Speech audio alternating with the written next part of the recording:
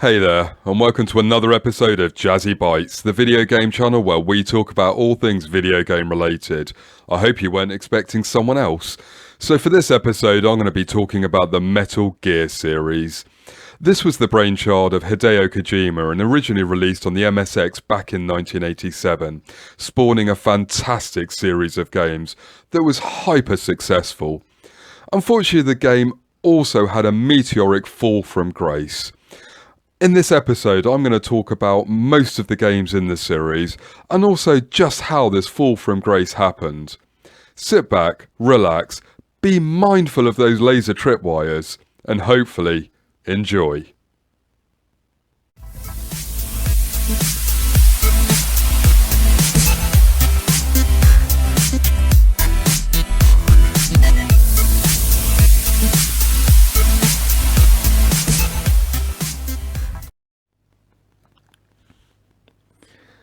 Metal Gear was released for MSX home computers in 1987 and set a new standard for action stealth games.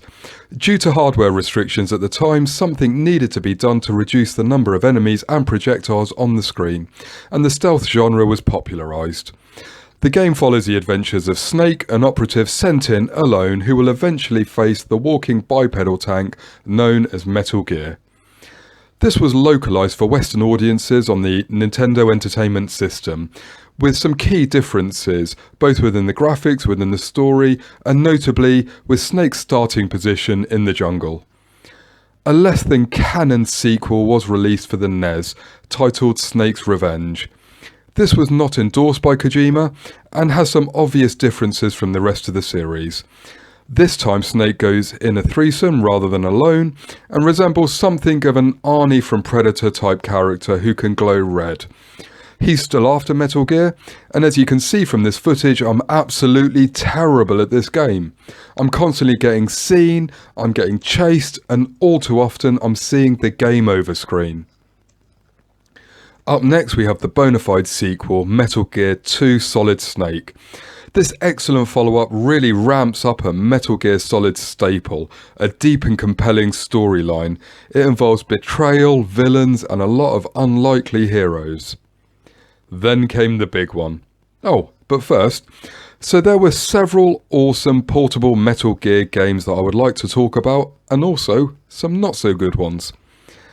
Metal Gear !Duh was released for the PlayStation Portable and is some sort of bizarre card game Metal Gear Solid game. It's not really what the fans were used to, but this nonetheless has some quite pretty graphics, along with a sequel that has some cartoony pretty graphics. Changing it up was Metal Gear Portable Ops and Metal Gear Peace Walker. These were more in line with the third-person classic stealth-type Metal Gear games. Portable Ops has a really interesting and neat recruiting mechanic where you can kidnap other soldiers and make them your expendable slaves, and Metal Gear Solid Peace Walker on the other hand has a lot of precursor elements to Metal Gear Phantom Pain, with its base-building mechanics and recruitment elements. Right, back to the main event.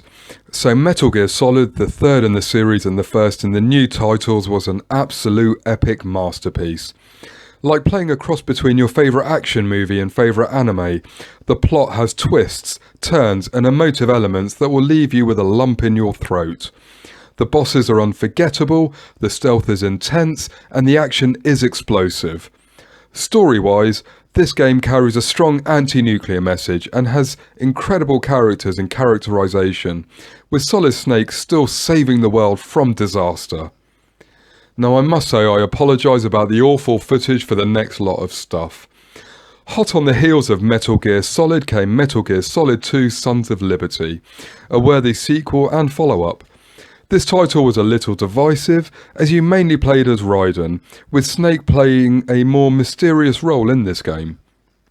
For the time, the graphics were brilliant, and it has an amazing storyline that really will keep you enthralled.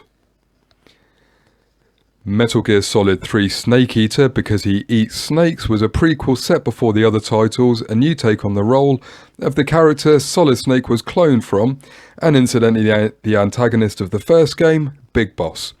Well, you play Naked Snake on his way to becoming Big Boss, and you learn how his ideals are challenged through an awesome storyline and the fantastic outside setting of the jungle.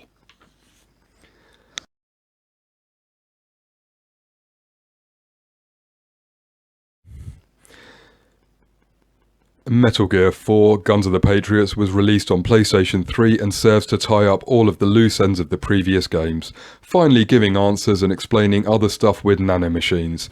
The movement is brilliant in this title, and we return to playing as Solid Snake, set against the backdrop of global warfare which has taken over, and at the point that anybody with cash can actually own their own Metal Gear. Coming up now is one of my favourites in the series, Metal Gear Solid 5 Ground Zeroes. Released as a short prequel to Phantom Pain, this game features open battlefields, beautiful graphics, and incredible attention to detail, along with massively long cutscenes, an increasingly convoluted plot, and ridiculous amounts of backstory that the series had come to be known for at this point. Now I know I've missed a few games off the list, but here's a couple of honourable mentions. Metal Gear Solid The Twin Snakes was a remake of Metal Gear Solid and released on the Nintendo GameCube. It marked a return for Metal Gear onto a Nintendo system and featured awesome graphics, the movesets from later games, and some groundbreaking breaking the fourth wall, whilst retaining the great story and narrative.